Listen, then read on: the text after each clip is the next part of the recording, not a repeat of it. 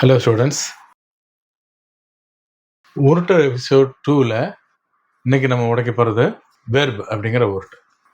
இங்கிலீஷோட மெயினான விஷயங்களில் வெர்பு ஒன்று. அந்த வெர்பை பற்றி நம்மக்கிட்ட ஒரு பெரிய உருட்டு இருக்காங்க. என்ன உருட்டு அப்படின்னா, இங்கிலீஷில் 3 டென்ஸ் ஃபார்ம்ஸ் தான் இருக்குது அப்படின்னு சொல்லி அந்த திருப்பதியிலெல்லாம் பெரிய மெகா லட்டுன்னு கொடுப்பாங்கல்ல, அது மாதிரி பெரிய உருட்டு இது. ஓகே, ஆனால் உண்மையில் என்னென்னா, பட் இன்ஃபேக்ட்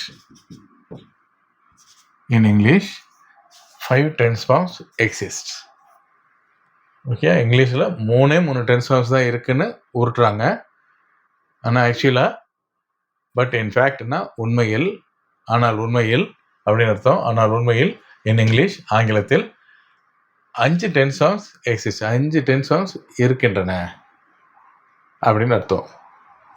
என்னென்ன சார் டென்ஸ் ஃபார்ம்ஸு? நமக்கு என்னென்ன சொல்லப்படுது?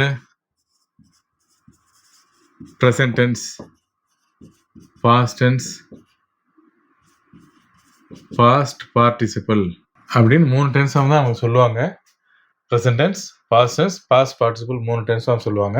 நீங்கள் உங்களோட நோட்லாம் போய் பார்த்தீங்கன்னா, உங்களோட 5ஆம் கிளாஸு 8ஆம் கிளாஸ் நோட்லாம் எடுத்து பார்த்தீங்கன்னா போட்டிருப்பாங்க. எப்படி போட்டிருப்பாங்க? கோ, வெண்ட், கான் அப்படின்னு போட்டிருப்பாங்க. கோன்னா ப்ரெசன்ட் டென்ஸு, வெண்ட்னா பாஸ்ட் டென்ஸு, கான்னா பாஸ்ட் பார்ட்டிசிபிள்னு சொல்லியிருப்பாங்க. இப்படின்னு சொல்லியிருப்பாங்க. ஆனால் ஆக்சுவலாக நம்ம மண்டைக்குள்ள எப்படி தெரியுமா அதை எடுத்துக்கிறோம்? இது நிகழ்காலம், இது இறந்த காலம், இது எதிர்காலம்னு எடுத்துப்போம். அங்கே தான் பிரச்சனை வந்துச்சு. ஏன்னா நம்ம தமிழில் நிகழ்காலம், இறந்த காலம், எதிர்காலம் 3 படிச்சே வச்சுருக்கோம். இப்போ இங்கிலீஷ் படிக்கும்போது present tense, past tense, past பார்ட்டிசிபிள்னு சொன்னோன்னா நம்ம அதை ஆட்டோமேட்டிக்காக தமிழ் எப்படி தான் புரிஞ்சுக்கிறோம். இது ஒரு மதி மயக்கம்னு சொல்லுவோம்ல, புத்தி மயங்கி போகிறது, குழம்பி போகிறது தான் விஷயம். அந்த order of the tense forms வந்து நம்மளை கன்ஃபியூஸ் பண்ணிவிடும். ரைட்.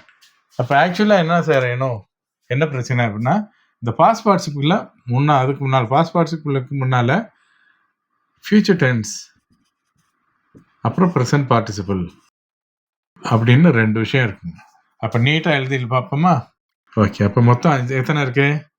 1 2 3 4 5 இருக்குது. வெர்பை பற்றி நம்ம கொடுக்கப்பட்ட உருட்டு என்ன? தமிழ்நாட்டில் இங்கிலீஷில் 3 டென்ஸ் ஃபார்ம்ஸ் தான் இருக்குது அப்படின்னு நமக்கு உருட்டு இருந்தாங்க. இப்போ அதை உடைக்கிறோம். இங்கிலீஷில் மொத்தம் 5 டென்ஸ் ஃபார்ம்ஸ் இருக்குது. எது? இது பூரா எப்படி சொல்லி பாருங்கள். Present tense, past tense, future tense, present participle, past participle. இது எப்படி சார் வரும்? இப்போ கோ, வெண்ட், கான் அப்படின்னு 1 2 5க்கு தாவக்கூடாது. நமக்கு அப்படி தான் சொல்லி கொடுத்துருக்காங்க. இனிமேல் புரிஞ்சுக்கோங்க. Go, went, will go, going, gone அப்படின்னு 5 இருக்குது. இந்த 5 வெர்பு ஃபார்ம் தெரிஞ்சால் தான் உங்களால், இந்த வெர்பு ஃபார்ம்னு சொல்லலாம், டென்ஸ் ஃபார்ம்ஸ்னு சொல்லலாம். இந்த 5 ஃபார்மும் தெரிஞ்சால் தான் உங்களால் ஆக்டிவ் வாய்ஸில் ஒரு 12, பேசிவ் வாய்ஸில் ஒரு 12, மொத்தம் 24 டென்ஸ் ஃபார்ம்ஸில் பேச முடியும். இப்படி பேசினா தான் தமிழில் எப்படி அழகாக பேசுகிறீங்களோ அதே மாதிரி இங்கிலீஷ்லேயும் கிராமட்டிக்கலாக பேச முடியும். விஷயம் என்னென்னா, இந்த ஃபியூச்சர் டென்ஸையும் ப்ரெசன்ட் பார்ட்டிசிபிளையும் நமக்கு சொல்லாமே விட்டுட்டாங்க. என்ன சொல்லிட்டாங்க? நமக்கு ப்ரெசன்ட் டென்ஸ், பாஸ்ட் டென்ஸ் நேராக பாஸ்ட் பார்ட்டிசிபிள் சொல்லி கொடுத்தாங்களா? அது மூலமாக நமக்கு இந்த நிகழ்காலம், இறந்த காலம், எதிர்காலம்னு புரிந்து கொள்ளப்பட்டது. அதனாலே நம்ம இங்கிலீஷ் பேசுகிறது ரொம்ப தடுமாறிட்டோம். அவன் போகிறான் அப்படின்னா ஹி கோஸ் அப்படின்னு சொல்லிடுவோம். அவன் போனான், ஹி வெண்ட். அவன் போவான் அப்படின்னா ஹி கான்னு சொல்லிடுவோம். இது வழக்கமாக எல்லாருக்கும் நடக்கிறது. நீங்கள் போய் ப்ரூவ் பண்ணணும்னு அவசியம் இல்லை. நீங்கள் உங்களையே நீங்கள் எடுத்து பாருங்கள். ஆமாம், நம்ம இப்படி தானே பேசி தெரிஞ்சோம் அவ்வளோ நாளும், உங்களுக்கே தெரியும். இதெல்லாம் கிளியர் பண்ணுறதுக்கு நம்மளோட கிளாஸ் இருக்குது, அதை பார்க்கலாம். நீங்கள் எங்களுக்கு தேவையான நம்பருக்கு மேலே உங்களோட வியூஸ் வந்துச்சுன்னா நாங்கள் இந்த வீடியோ ஃபுல்லாக போடுவோம்.